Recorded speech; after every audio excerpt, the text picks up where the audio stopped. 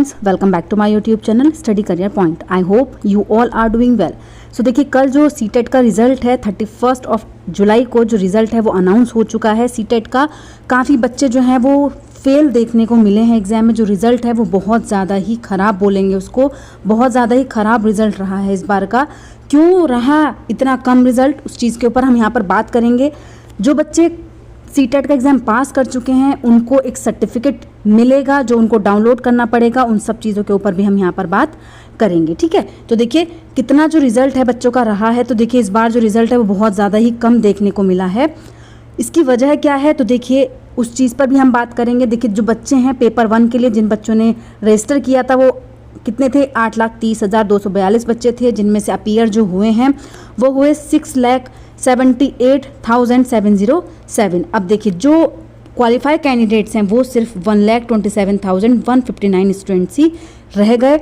ऐसे देखिए paper second में 16 लाख समथिंग बच्चों ने फॉर्म फिल किए थे, जिसमें से 14 लाख बच्चों ने एग्ज़ाम दिया और सिर्फ 2,39,000 बच्चे ही एग्ज़ाम में पास हुए। तो देखिए इतना कम रिज़ल्ट जो है बच्चों का वो क्यों रहा, क्योंकि देखिए रिज़ल्ट रहता है थोड़ा बहुत कम, लेकिन इतना जो परसेंटेज कम रही है इस बार की सिर्फ 18 to 17% रिजल्ट ही बच्चों का रहा है।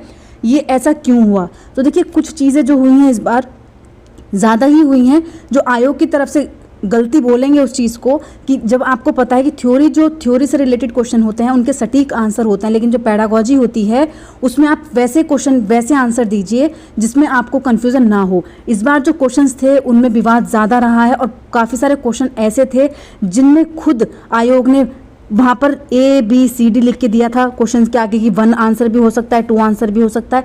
तो इसका मतलब क्या था, क्वेश्चंस में कन्फ्यूज़न रहा है इस बार, काफ़ी क्वेश्चंस में कन्फ्यूज़न रहा है, जिसकी वजह से चलिए जो बच्चे ज़्यादा कम मार्क्स से फेल होता है उनके लिए एक बार देखा जाए, लेकिन जो बच्चे सिर्फ 2, 3 इतने नंबरों से रह गए हैं तो उसमें कहीं ना कहीं आयोग की गलती रही है। शायद वो 2-3 नंबर उन बच्चों को अगर मिल जाते तो वो भी पास हो जाते। तो देखिए कहीं ना कहीं आयोग की गलती इस बार रही है और काफ़ी क्वेश्चंस में बच्चों के जो मार्क्स हैं, अब देखिए बच्चों ने की चैलेंज भी किया है, सीटेट फॉर्म में भी पैसे लेते हैं और उसके बाद जब की चैलेंज कराते हैं वहाँ पर भी काफ़ी पैसे बच्चों से लिए जाते हैं। उसके बाद भी जो बच्चों के मार्क्स हैं उनके बढ़ने के चांसेस हुए हैं। बच्चों के मार्क्स देखिए 1 to 2 मार्क्स किसी के बच्चे के रिजल्ट में देखने को मिले हैं जो सही हुए हैं।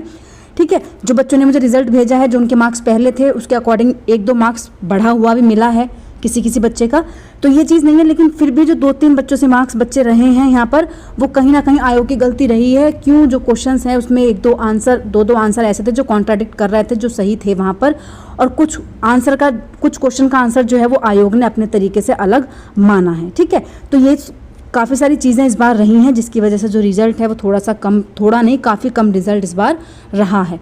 ठीक है, तो देखिए जो बच्चे पास कर चुके हैं सीटेट का एग्ज़ाम, जिन बच्चों के OBC में 82+ मार्क्स लिए हैं और जिन बच्चों ने जनरल में 90+ मार्क्स गेन किए हैं, तो जिन बच्चों के जो सीटेट के एग्ज़ाम में पास कर चुके हैं, जिनके नंबर इससे ऊपर हैं या इतने मार्क्स हैं, उन लोगों का जो सर्टिफिकेट है सीटेट सर्टिफिकेट जो आपको डिजी लॉकर में देखने को मिलेगा, जिसके ऊपर मैं आपकी वीडियो जो है आते ही अपलोड कर दूंगी किस तरीके से आपको वहाँ अपनी ID बनानी है और डिजी लॉकर से जो सर्टिफिकेट है वो डाउनलोड करना है। इस चीज़ के लिए मैं आपकी एक अलग क्लास बना दूंगी। तो डिजी लॉकर पे आपको जाना है, वहाँ अपना अकाउंट क्रिएट करना है, वहाँ से अपना जो सीटेट का सर्टिफिकेट है वो डाउनलोड कर लेना है, क्योंकि देखिए जो सीटेट का सर्टिफिकेट है वो डिजी लॉकर पर जाकर ही आपको डाउनलोड करना होता है। ठीक है, तो आज की जो इन्फॉर्मेशन थी देखिए वो इस चीज़ के ऊपर थी कि जो सीटेट का सर्टिफिकेट है वो आप डाउनलोड कर लेंगे। अभी थोड़ा सा टाइम लगेगा, बोला है उन्होंने कि जो सीटेट का सर्टिफिकेट है वो अपलोड कर दिया जाएगा शॉर्टली। ठीक है, थोड़ा सा टाइम लगेगा लेकिन अपलोड वेबसाइट पर कर दिया जाएगा, जैसे ही आएगा वैसे ही आपको इन्फॉर्म कर दिया जाएगा। अब देखिए जो बच्चे सीटेट का एग्ज़ाम नहीं पास कर पाए, जो बच्चे फेल हैं, और देखिए काफ़ी रिजल्ट रहा है बच्चों का, जो बच्चे फेल रहे हैं उनको निराश नहीं होना है, अपनी तैयारी कंटिन्यू रखिए, अच्छे से पढ़िए, जो भी आपके सब्जेक्ट जिसमें भी आपकी वीकनेस रही है उस सब्जेक्ट की वीकनेस को दूर करिए। देखिए अभी आपके पास 3 to 4 मंथ्स हैं अपने सब्जेक्टिव चीज़ों को देने के लिए, तो 3 से 4 मंथ में जो अपने सब्जेक्ट है, ठीक है, जो आपके सब्जेक्ट हैं उनको अच्छे से पढ़िए, चाहे वो NCERT नोट्स हैं, प्रैक्टिस सेट हैं, जो भी आपको थ्योरी पार्ट मिल रहे हैं उन सबको अच्छे से कवर कीजिए, अपने नोट्स बनाइए।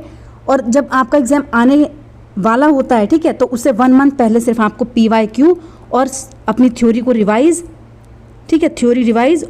और इसके अलावा जो आपके प्रैक्टिस सेट है सिर्फ वही चीज़ें आपको करनी चाहिए। उसके अलावा देखिए जो नोट्स हैं वो आपको पहले ही अपने कवर कर लेना है। ठीक है, तो अभी आपके पास अच्छा खासा टाइम है, क्योंकि देखिए दिसंबर और जनवरी तक ही जो आपका नेक्स्ट सीटेट है वो होगा।